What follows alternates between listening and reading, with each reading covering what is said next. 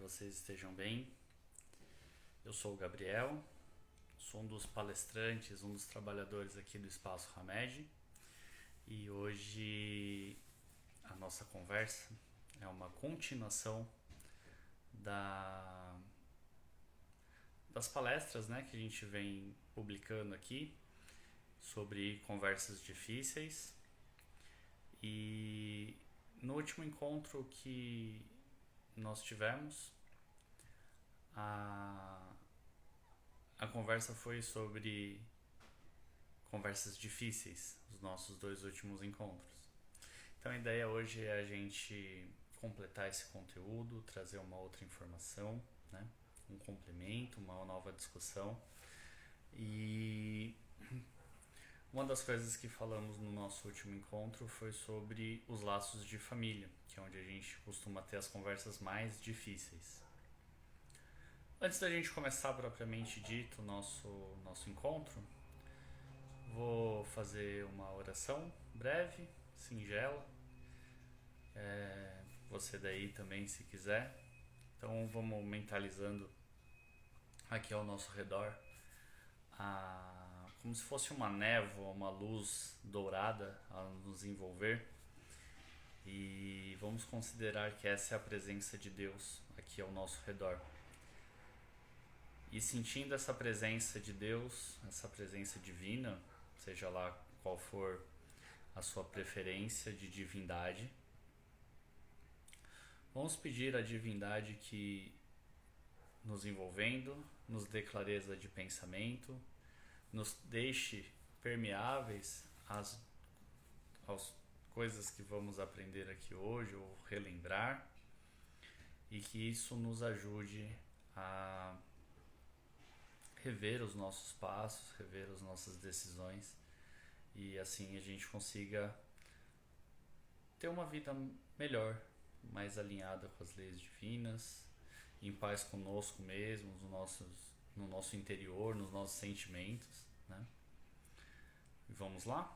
Então, laços de família. Hoje, para guiar a gente nesse encontro, eu separei aqui um trecho do Livro dos Espíritos. Eu sempre falo que a minha principal orientação religiosa é o Espiritismo, né? E o Livro dos Espíritos, ele é um livro muito importante na estruturação do Espiritismo, né? E ele traz aqui numa parte um capítulo chamado Relações de Simpatia e Antipatia entre os Espíritos. Então, olha lá, vou dar uma lida aqui. Pergunta 291. Além da simpatia geral, oriunda de semelhança que entre eles exista, entre os espíritos, votam-se os espíritos recíprocas afeições particulares, ou seja, eles têm algumas afeições particulares, interesses particulares? E aí a resposta. Do mesmo modo que os homens, sendo, porém, que mais forte é o laço que prende os espíritos uns aos outros, quando carentes do corpo material. Porque então esse laço não se acha exposto às vicissitudes das paixões. Olha que interessante. E aí ele segue, ele fala assim, a próxima pergunta. Alimentam ódio entre si os espíritos? Os espíritos se odeiam? Assim, pode acontecer? A resposta. Só entre os espíritos impuros há ódio. E são eles que insuflam nos homens as inimizades e as dissensões, as brigas, né? E é interessante a gente olhar para essa resposta, porque olha só como ele fala aqui, né? São eles que insuflam nos homens as inimizades e as dissensões. Vamos pensar. Antes.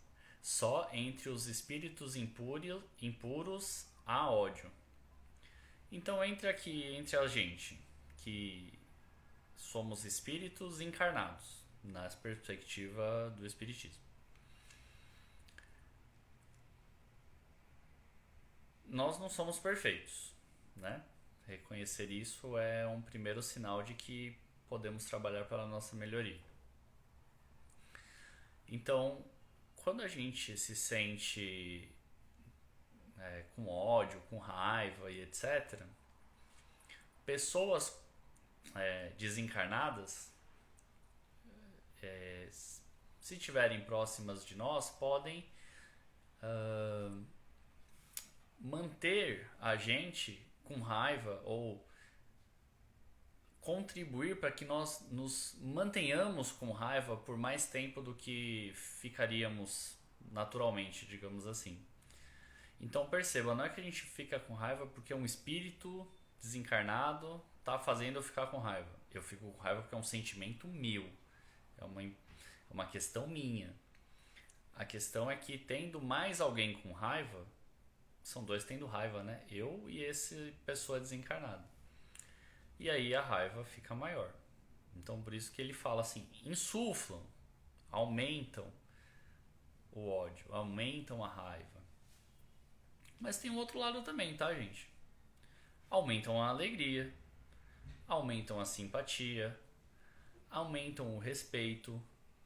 Então tudo que a gente faz e sente vale para os dois lados, por aquilo que pode atrair uma influência e piorar uma situação, como pode atrair uma influência que pode melhorar uma situação. Então, quando a gente estava falando sobre conversas difíceis, a gente falou que uma conversa difícil geralmente acontece quando alguém está fazendo algo que eu não está me agradando, eu não estou gostando, eu preciso verbalizar, eu preciso sinalizar que aquilo que está acontecendo não é bom para mim, não me agrada, me prejudica de alguma forma. E no último encontro eu até falei lá, a gente pode usar a comunicação não violenta. Então a gente vai falar mais ou menos assim. Olha, fulano, ciclano, beltrano, enfim. Esse som alto que você está deixando na sua festa está me prejudicando porque eu preciso dormir para acordar cedo amanhã. Você fazendo isso me passa uma sensação de desrespeito e eu preciso que você desligue esse som para que eu possa dormir. Então, por favor, desliga o som ou pelo menos abaixa de um ponto que fique só para você ouvir, não que dê para ouvir à distância como está acontecendo agora, né? Exemplos. E aí os laços de família. Quando é que se estabelecem laços de família? Quando a gente tem que dar um passo atrás, eu acho que nessa pergunta, né? Porque como se forma uma família? Essa é uma primeira questão, né? Porque os laços são de família. Como se forma uma família? O que vocês acham? Família não tem fórmula, né? A família são aquelas pessoas que você escolheu para compartilhar a vida. Então vamos partir se for uma pessoa adulta, constituindo a família. Você encontra ali uma pessoa que vai te acompanhar na vida e vice-versa. Vocês decidem que vão ser uma família e vão viver juntos e seguir em frente. Mais ou menos isso, né? Bem por alto. Supondo que aí já somos dois, né? Eu e a outra pessoa que vai me acompanhar na família. Aqui a gente já tem que equilibrar certas coisas, né? Por que estamos juntos? Muitas pessoas se associam a outras pessoas por motivos que talvez não sejam tão nobres, como um sentimento de amor, né?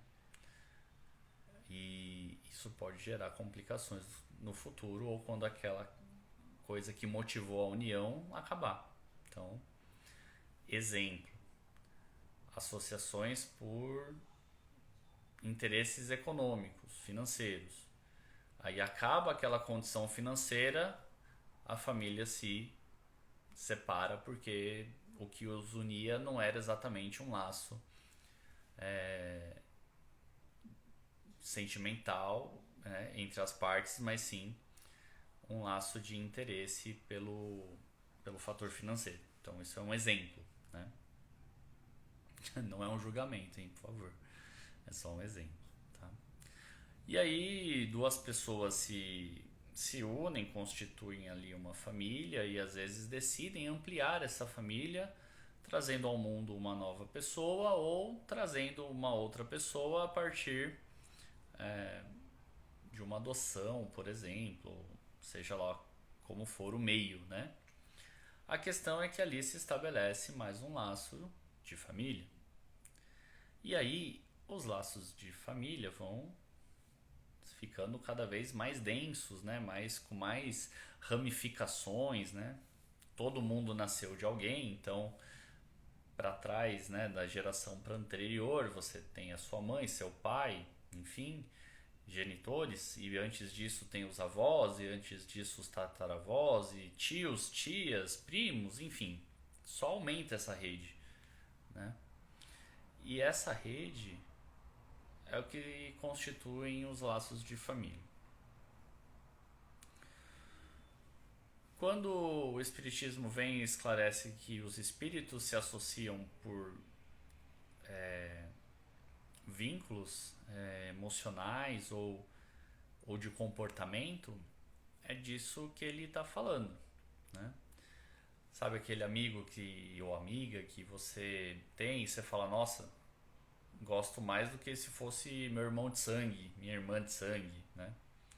Então tem um pouco a ver com isso, né? São laços que precedem a existência presente na visão espírita. Então a gente já tinha esses laços com essas pessoas e nós carregamos o sentimento que já tínhamos por elas. Então, se eu já tinha um sentimento bom por alguém e eu encontro esse alguém nessa vida presente, a chance de eu continuar gostando desta pessoa é ampla. Se eu já não gostava de uma pessoa numa vida passada e a encontrei nessa vida, a chance é que o primeiro sentimento que eu tenha por ela seja de repulsão. Ou de pelo menos vai ligar um alerta. Ih, não gostei dessa pessoa. Não fui com a cara de fulano e ciclano, beltrano.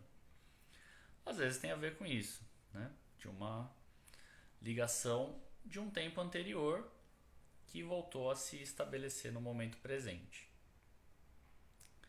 É aí que às vezes uma coisa do passado volta para o momento presente. Porque no fim das contas, o desejo que a gente aprende, que Jesus ensinou, seria: todos devem se amar como a si mesmo e amar a Deus sobre todas as coisas, né? Na vertente cristã, né? Se você tem uma outra vertente, talvez tenha uma outra orientação, mas no fim das contas todas as religiões meio que trabalham com essa linha de amor e enfim, né?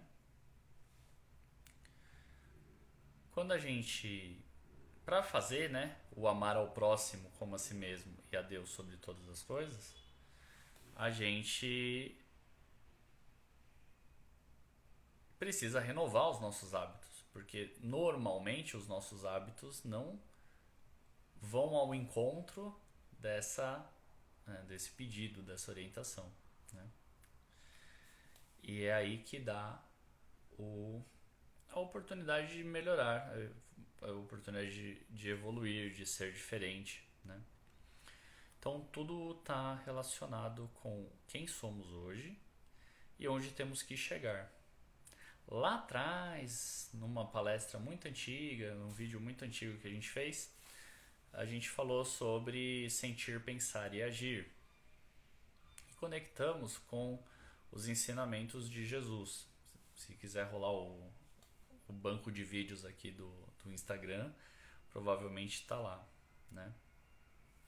Então, quando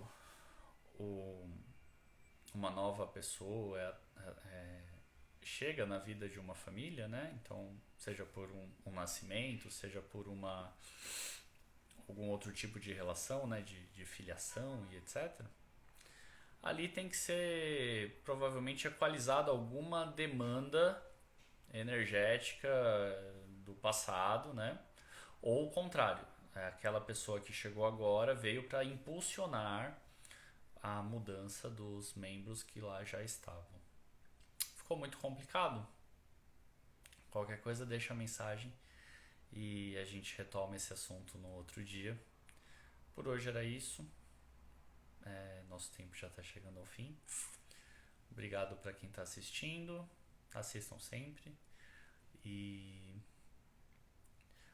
a mensagem que eu queria deixar para hoje é: os laços de família, eles se estabelecem por relações energéticas, sentimentais, que vêm muitas vezes de vidas passadas e nos encontram na vida atual. Por qual motivo? Para que a gente seja melhor, para que a gente às vezes conserte uma coisa que não deu tempo de consertar na vida passada, ou para que simplesmente a gente caminhe junto com outras pessoas que gostam da gente também e que nos incentivam a melhorar. E nós, igual, né? Também incentivamos a melhoria dessas pessoas que chegaram. Quando todo mundo andar junto e todo mundo evoluir e todo mundo for perfeito e estiver amando ao próximo como a si mesmo, a Terra terá feito a sua conclusão, digamos assim, né?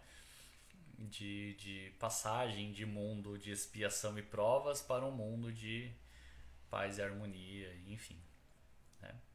Aí já é assunto para um outro dia, tá bom? Vamos encerrar o nosso encontro de hoje com uma respiração, acalmar, agradecer a Deus pela oportunidade de estarmos juntos, mesmo que à distância, mentalmente juntos, e de caminharmos juntos. E que meu desejo é que a gente consiga estabelecer laços de carinho, laços de amor, laços de amizade, e expanda a nossa família do coração, né? Não só a nossa família sanguínea, mas a nossa família do coração.